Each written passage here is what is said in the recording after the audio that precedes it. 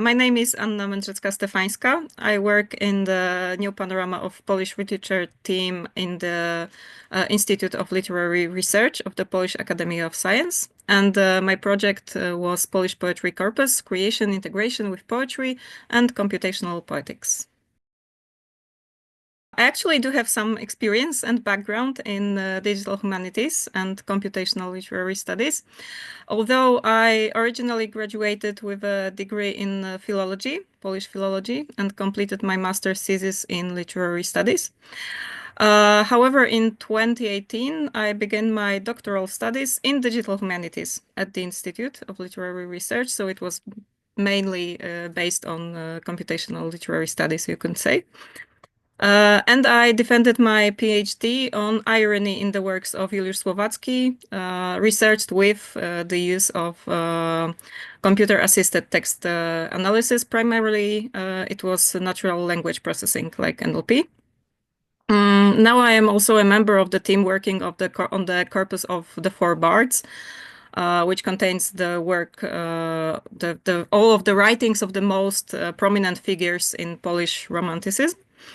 And as I said, I work with the New Panorama of Polish Literature team, which specializes in digital scholarly editions and monographs. Well, actually, a colleague of mine participated in the fellowship in last edition. She went to Potsdam and she was very pleased with the experience. But also because of the project on which I intend to work, and I will elaborate on that later. But I was actively searching for a way to get to Prague to meet the PoeTree team, because I think what they're doing is great, and I wanted to participate. I thought that it's very lacking, the Polish corpus.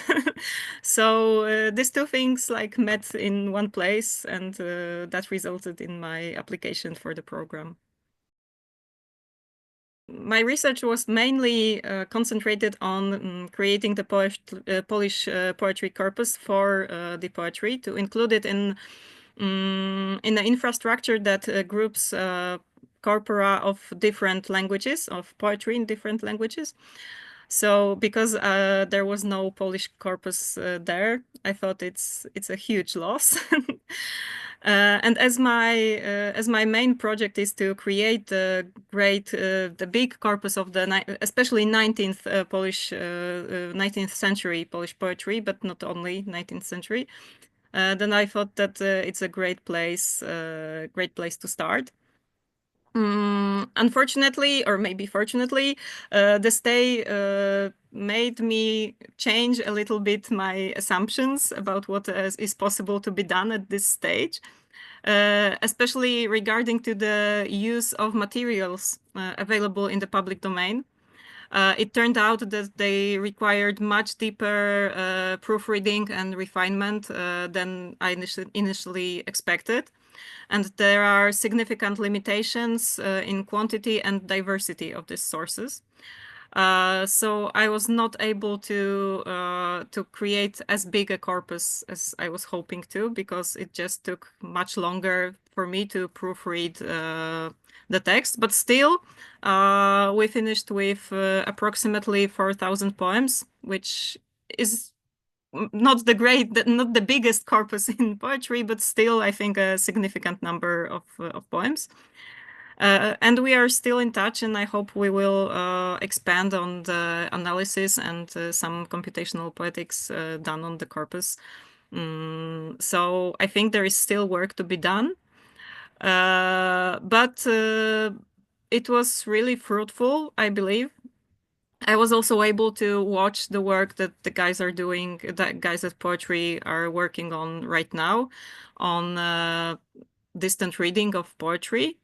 It included mainly the versification and the rhyme analysis, and it was very inspirational for me. I thought that it is something that I want to include in my big project, which is mainly focused on computational analysis of Polish poetry in the 19th century, and on researching the changes that are developing, the development of the Polish poetry language poetic language in 19th century, which is especially interesting for me because the sociological and political situation in Poland during the 19th century, it was very challenging.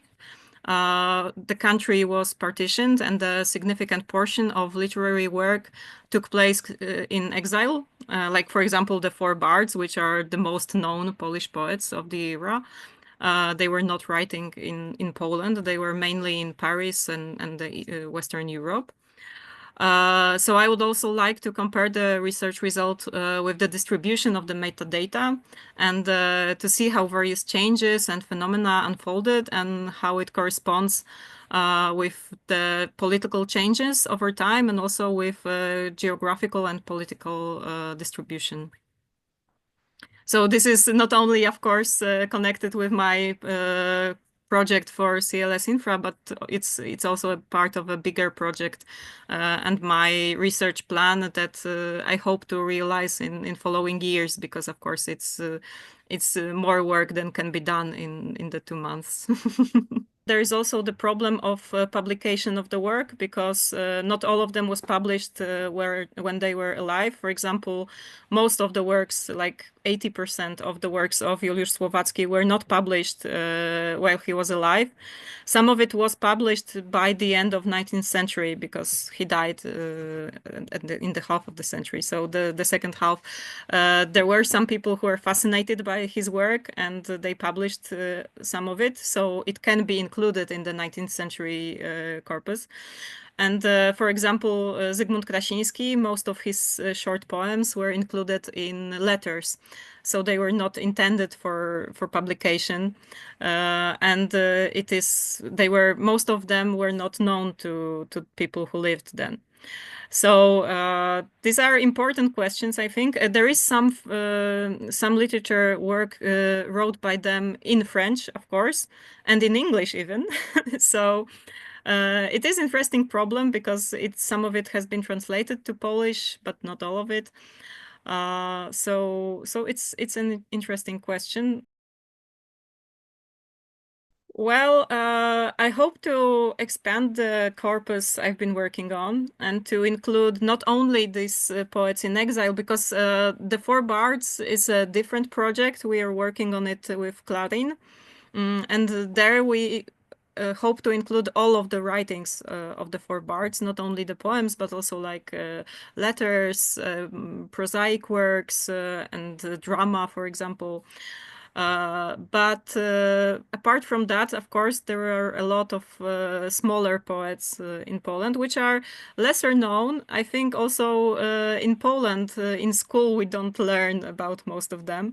There are also great female poets who wrote in this era, and some of them are known, but it's like a few of them, and there are more. So I would really like to expand the corpus to also to find some of the poems that were not probably digitized, for example, because of course my primary resource now were the databases that are available online, like this huge digital library Polona. Which has the scanned versions and some OCR, but the OCR, the quality of this OCR, it's not very good, so I had to work on that. But of course, there is a lot of poetry that was, for example, printed just in the newspapers, the magazines. Some of it was printed by the authors as a books of poetry, but they were not digitized because, well, nobody knows about it. Well, maybe not nobody, but they are not as well known. So I would really like to search for that, because for me it's very important not only what we know today as the history of 19th century literature, because we read those great poets, but for everybody living in Poland, it was something else. They only had access to what was printed and available in Poland. So probably their vision of the 19th century poetry was quite different that ours is today. So I would really like to know what it was like back then. For example, when I was working on women's poetry of 19th century, I noticed that they have a lot of different like versification ideas, or for example, even they have those free verse, like the poems with no rhymes and very free structure, which was not present in the great literature of 19th century. So it's interesting for me if it's very like, you know, if they were like seeing into the future or maybe just they didn't have access to the education, so they didn't know it's not supposed to be done like that. So it's really interesting for me. I would like to dig deeper into that. And I think there is a lot of work to be done on that field. So the first step, of course, will be to collect the data to realize how much of the literature was produced in Poland, in the partitioned Poland. Also to see, because of course all of there were three partitions, and each of them had different sociological and political situation. In Russian partition, it was very dangerous to write about political stuff. It was somehow easier maybe in the rest, but of course it had also its downsides. And I think also that the language developed in different ways in different partitions because of the situation and because of different contacts.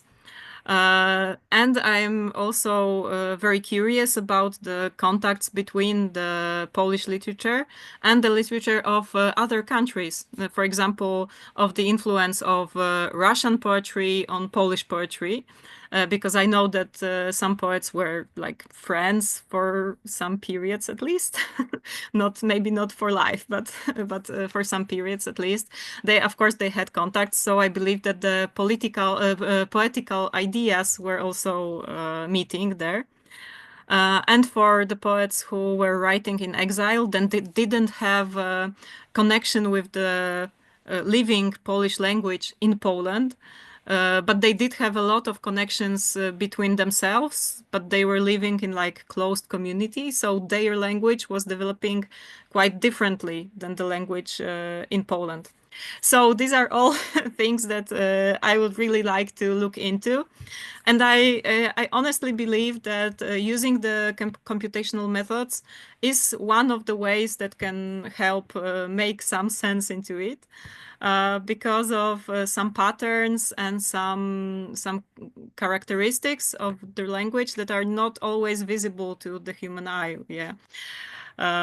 And also it's much easier to work on a big collection of data with computational methods, because with collection of metadata, you can really see how it distributes over the map of Poland and over the timeline. So I don't believe that the computational methods should be the only method included in such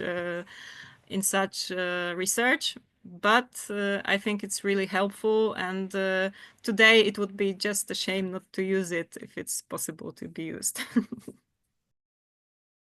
For me, it's very important and a great really thing that the digital humanity research community, in my experience, is really very friendly and very open about their work, and it's something exceptional for me. So I would really like to thank everybody, actually everybody in this community, because I didn't have a single situation when I asked someone for help or advice and they turned me down. Like everybody is really helpful, really friendly. There are a lot of opportunities like workshops, events, training schools. CLS Infra training schools, of course, were the great place to learn and to start your journey with computational literary studies. But also, I cooperate a lot with the Clarin infrastructure. Uh, Everybody there is also very friendly and very helpful. You can also approach them, explain your project, and they will be happy to find the tools that can be suitable for you. But these are only the opportunities that I used. I know there is a lot more in different infrastructures and different fundings. So I just wanted to say that I'm really, really thankful for all the opportunities, and I think that it is a great community, and I hope it stays that way. And I hope to be the part of this community as long as it's humanly possible. I hope I'm going to, I have not been accepted yet, but I hope I'm going to the Plotting Poetry conference, also in Prague this year, with the project that's based on my PhD thesis. It was connected with searching of irony with computer tools. And because the title of the conference is The Skeletons in the Closet, I wanted to tell a little bit about the missed experiments, because of course there were a lot of them, especially that the irony is quite a difficult field to trace with digital tools, because it really needs a human eye to be detected. But there are some things that you can see also with the digital lens, so I think it's interesting.